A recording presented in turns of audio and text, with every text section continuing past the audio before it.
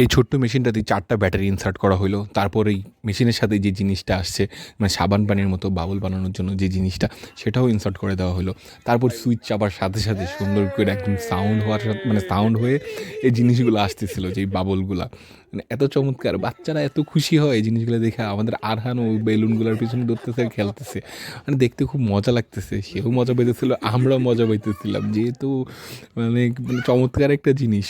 তো ভাল লাগতেছিল। আরহান, আমি, পলিন ভাই, আজান, আয়ান সবাই খেলতেছিলাম মানে সকালে ঘুম থেকে উঠার পর।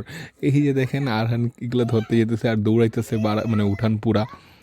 তো হ্যালো, আসসালামু আলাইকুম, ওয়েলকাম টু জেমিন ভাইবস। রমজান 30 ডেজ চ্যালেঞ্জের আজকে হচ্ছে 27তম দিন। আমি জানি 27তম দিন আর 26তম দিন একদিনই আপলোড করা লাগবে, কারণ আমি 26তম দিনের দিন আমি ঢাকা থেকে নেত্রকোনা আসছিলাম। শেষ করে 7টা-8টার দিকে রওনা দিয়ে আসলে 12টা বাজে গেছে পৌঁছাইতে নেত্রকোনা। তো সেই জন্য একটু টায়ার্ড হয়ে গেছি, আর বাসায় সবাই ছিল। আড্ডা দিতে দিতে আসলে ভিডিও এডিটিংয়ের দিকে আর কোনো ঝোঁক ছিল না। যাই হোক, ভিডিও আজকেই আপলোড করতেছি, ব্যাপার না। আলহামদুলিল্লাহ ঈদের পুরাই মানে একটা ফিলিংস চলে আসে বাসায় আসার পরে। বাসায় সবাই আছে এখন আলহামদুলিল্লাহ, মানে সবাই মিলে খুব ঈদ আয়োজন। আর আজকে হচ্ছে জুমাতুল বিদা, জুমার নামাজের জন্য একটু আগে আগেই চলে যেতেছিলাম মানে এলাকার মসজিদে। আর এমন একটা ব্যাপার হয়েছে, এলাকায় পোলাপান আমারও কেউ চিনে না, আমিও কাউরে চিনি না। তো নামাজ থেকে আসার পরে আম্মা বলতেছি যে তোদের জন্য জুব্বা আনছিলাম সৌদি থেকে, দেখ কার কোনটা ভাল লাগে। আর আমি আসলে নেওয়ার পরে দেখতেছি বিশাল বড় সাইজের জুব্বা। আমারও লাগে না, পরিণ ভাইয়েরও লাগে না, মানে বড় হয়ে গেছে আসলে। একটু কাটাকাটি করার পরে হয়তো পরা যাইতে পারে। জিনিসগুলো খুব মজা লাগছে আমার কাছে, মানে খুব সুন্দর।